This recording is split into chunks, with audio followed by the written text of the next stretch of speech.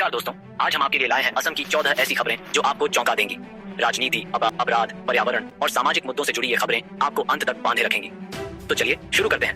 News एक बाल विवाह का अंत, चीफ मिनिस्टर शर्मा का बड़ा वादा। क्या आप जानते हैं, असम में बाल विवाह एक गंभीर समस्या रही है, लेकिन मुख्यमंत्री हेमंत बिस्व शर्मा ने ठान लिया है कि 2026 तक इसे जड़ से खत्म कर देंगे। उन्होंने बताया कि सरकार की सख्त कार्रवाई से 2021 से 2024 के बीच 20 जिलों में बाल विवाह के मामले 81% कम हुए हैं। यह मुहिम प्रधानमंत्री नरेंद्र मोदी की अध्यक्षता वाली एनडीए बैठक में भी सराही गई। क्या यह कदम असम की बेटियों का भविष्य बदल देगा? न्यूज 2, खूंखार गैंगस्टर पर असम सरकार की सख्ती, गैंगस्टर जग्गू भगवानपुरिया अब सलाखों के पीछे। असम सरकार ने नशीली दवाओं के अवैध व्यापार से जुड़े इस अपराधी की 1 साल की हिरासत को मंजूरी दी है। मार्च में नारकोटिक्स कंट्रोल ब्यूरो ने उसे सिलचर जेल भेजा था। क्या यह कदम अपराध पर लगाम लगाएगा? न्यूज टर्निंग ऑफ गोगोई बने असम कांग्रेस के नए अध्यक्ष। कांग्रेस ने लोकसभा सांसद गौरव गोगोई को असम इकाई का नया अध्यक्ष नियुक्त किया है, जो भूपेंद्र कुमार बोरा की जगह लेंगे। लेकिन सीएम शर्मा ने गोगोई पर पाकिस्तान से संबंध होने का सनसनीखेज आरोप लगाया है। क्या यह नियुक्ति असम की राजनीति में भूचाल लाएगी? न्यूज 4, सीएम शर्मा का बांग्लादेश को करारा जवाब। असम के सीएम हेमंत बिस्व शर्मा ने बांग्लादेश के 2 चिकन नेक दिखाने वाला एक मानचित्र शेयर किया। उन्होंने कहा, जो भारत के चिकन नेक को धमकाते हैं, उन्हें बांग्लादेश के 2 कमजोर चिकन नेक देखने चाहिए।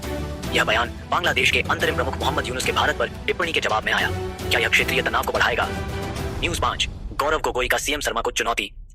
नए कांग्रेस अध्यक्ष गौरव गोगोई ने कहा, मैं असम की धरती पर सीएम शर्मा के आरोपों का जवाब दूंगा।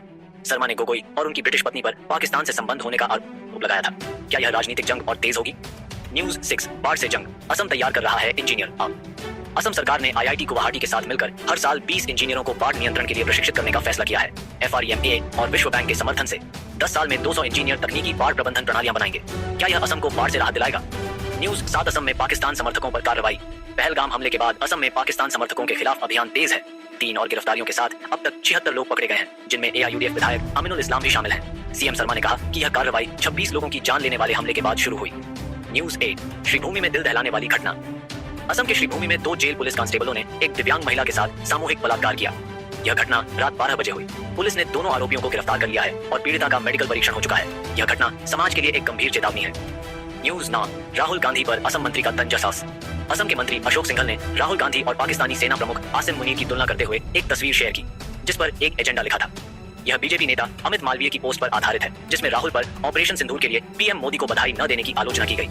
न्यूज 10, असम की चाय उद्योग पर संकट। असम की चाय बागानों पर खतरा मंडरा रहा है। कई चाय बागान आर्थिक संकट के कारण बंद हो रहे हैं, जिससे हजारों मजदूरों की आजीविका खतरे में है। सरकार ने राहत पैकेज की घोषणा की, लेकिन क्या यह मजदूरों का भविष्य बचा पाएगा? न्यूज 11, काजीरंगा में गैंडों की जीत। काजीरंगा नेशनल पार्क से अच्छी खबर, सख्त संरक्षण उपायों के कारण गैंडों का शिकार 2024 में 90% तक कम हुआ। यह असम की प्राकृतिक धरोहर की रक्षा में एक बड़ी कामयाबी है। क्या यह संरक्षण की नई मिसाल बनेगा? न्यूज 12वीं, असम मिजोरम सीमा विवाद पर समझौता। असम और मिजोरम के बीच दशकों पुराना सीमा विवाद सुलझने की राह पर। दोनों राज्यों ने संयुक्त वार्ता के बाद एक समझौते पर हस्ताक्षर किए। यह कदम क्षेत्रीय शांति के लिए कितना महत्वपूर्ण साबित होगा? न्यूज 13, बाढ़ पीड़ितों के लिए असम सरकार की नई योजना। असम में बाढ़ प्रभावित परिवारों के लिए राहत।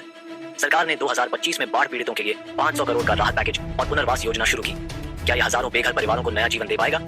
न्यूज 14वीं, असम में शिक्षा सुधार की नई पहल। असम सरकार ने ग्रामीण स्कूलों के लिए नई शिक्षा नीति की घोषणा की। इस नीति से 1000 से अधिक स्कूलों में डिजिटल शिक्षा और शिक्षक प्रशिक्षण को बढ़ावा मिलेगा। क्या यह असम के बच्चों का भविष्य उज्जवल करेगा? ये थी असम की 14 बड़ी खबरें। आपको क्या लगता है? कमेंट में बताएं और चैनल को सब्सक्राइब करें।